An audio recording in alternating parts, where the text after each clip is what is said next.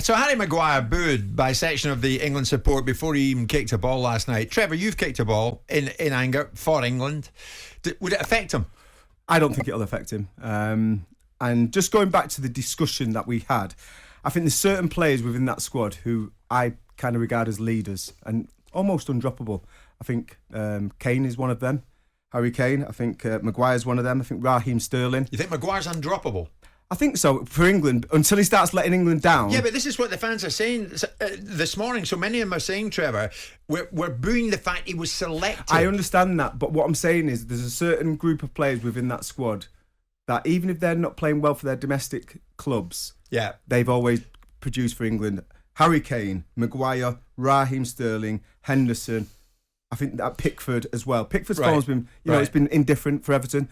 Lying just outside the relegation zone, conceded an awful lot of goals, but he's still selected. And when he played against Switzerland, if it wasn't for Pickford, we would have been 4-1 down in the first half because he was outstanding. I'm looking at the switchboard and it's lit up. I'm looking at messages coming in. They're coming in every second of every moment at the moment on this Harry Maguire booing situation.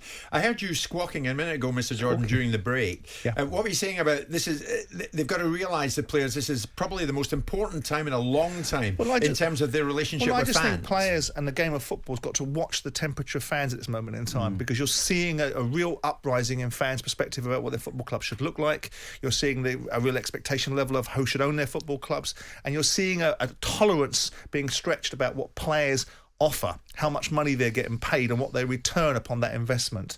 And I think people are getting a little bit intolerant of players, thinking that there's a certain way that they can be treated and they can't be criticised for it. Now, Harry Maguire hasn't complained. Trevor said it very eloquently earlier on about the fact that he ran and cupped his hands. You know what? If you can take the praise, you wouldn't run and cup your ears if the fans were praising you. So why do you need to do it when they're criticising you? Let's put it out there, Simon. Here's Tony, big Liverpool fan. Tony, we know you. Good morning. What do you want to say in this?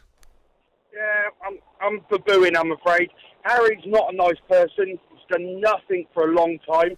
And I don't get past the point of him when he was in the fight saying, look, I'm Harry Maguire. This world's a hard place right now, and the fans, the only route we have to communicate that to Gareth Southgate and to Harry is to boo. So that's nonsense, Tony, isn't it? You know that and I know that. Before he even played last night. No, it's the right time to do it. It's a friendly. The fans have to have a voice. Southgate has to hear he's made an error here, and Harry shouldn't be playing. But Harry's not liked in England either. And that's the elephant in the room. He needs to look at his personality, how he reacts, how he portrays himself, and getting in a fight saying, look at me, I'm Harry Maguire, do you know who I am? Tony, just before you go, what do you say to Barry from Hull, who says Maguire had a good game last night, made an outstanding pass in the lead up to the first goal? He was carried, wasn't he? He's carried in every single game, let's be fair. If he wasn't one of Southgate's favourite baby boys, he wouldn't have been there. He shouldn't be playing for United. They watch him week in, week out. They boo him every week. Tony, thanks for the call. Thanks for the call, mate. Here's Bob, a big England fan. Bob, good morning. Oh, good morning, Jim. How are you doing? I'm all right. You don't sound like an England fan, but we'll go with it. Oh, I'm an England fan. I'm an England fan to heart. 3 lines on the shirt, the chest, everywhere here, Jim. All right. But listen, I never ever thought for a moment that Simon Jordan would be sitting in the Darnbent School of Education. What a shocking outcome to hear him this morning saying Harry Maguire shouldn't be playing for us. Harry Maguire is outstanding. Harry Maguire's problems in his footballing life are at Manchester United. Ole Gunnar Solskjaer didn't know how to coach Harry and how to deal with him. Southgate does, and Southgate always brings the best out of Harry Maguire for the 3 lines, and we need him there. So there you go. Simon, what would you say to Scottish-sounding, England-supporting Bob? It's an interesting point of view. I mean, I've never been compared to Darren Bent, but I'll take that at face value. Darren's talking to his lawyers, apparently. Oh, yeah, absolutely. But the bottom line is that Harry Maguire has been very, very much part of an England side that when it gets tested loses games, plays against substandard opposition. When he plays against the elite opposition in the Premier League, he gets ripped a new one. So I'm not really sure is that fair, what Bob? You're basing it upon. No, that's shocking at all. Was Gareth Southgate right in taking Harry Maguire injured to the Euros? Yes, he was. Was Gareth Southgate correct in taking Harry and playing him when he was fit, having missed the first couple of games? Yes, of course he was. We got to the final. We were a hair's breadth away. We were a penalty shootout away from winning that tournament, vindicating Gareth Southgate's choice.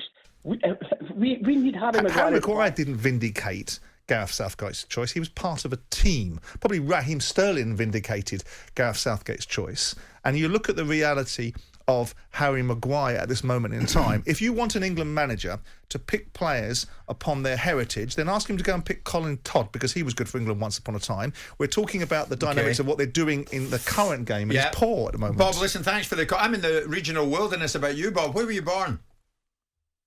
I'm born in Lanarkshire. And you're a massive England fan? Huge, Jim. You wouldn't believe it. Okay, Bob. George's flag in the back garden. Love it. And why not? Lee's a big Tottenham fan. Lee, good morning. Maguire getting booed, right or wrong? I think that being booed is right. I think they're saying that, because he's got a lot of caps, he should be playing. But Eric Dyer's got a lot of caps. He's actually been playing quite well this season, and he's not getting a look in. I think Dan Burn for Brighton. If you've got experience in playing in the Premier League, surely you've got experience to play for your country. Is that fair, Trev? I think it's a different level of football. I think it takes a little bit more to play international football than the Premier League. Just the way our transition is in the game. But just going on what Lee said, I understand and I agree. Fans can boo players. They've got that liberty. That's what we want from fans, to be able to do what they want, but not before the kick-off. And I have to disagree. You look at England's record, the 21 games unbeaten. It's they've broken their own record, and Harry Maguire has been a massive part of that, and he's never let England down, and that's why I understand Gareth Southgate picking him. I think he had to choose him. And you're right, Trev. And Italy did the same thing. And where are they now? Not qualifying in World Cups. You don't celebrate what people have done. You celebrate what they're doing. You remember what they've done. And I actually do agree to some extent that if you're a manager and you are absolutely 100% convinced that this player is going to be a solution for you, there are different ways to manage. And if he believes that Harry Maguire needs to be included to keep him in the fold, to keep him, to build him up, to bring him out of that environment, to bring him out of that environment. Harry Maguire and go, why do you need to be managed in that way? Why don't you have the character to overcome adversity, accept it when it comes knocking on your door, and have the character to do it without someone holding you up? Boo! See, I'm booing you before we even get into the jaws of the programme. It's 10:30. Jim White and Simon Jordan. Monday to Friday mornings from 10 on AM, on DAB, via the talkSPORT app and on your smart speaker. talkSPORT.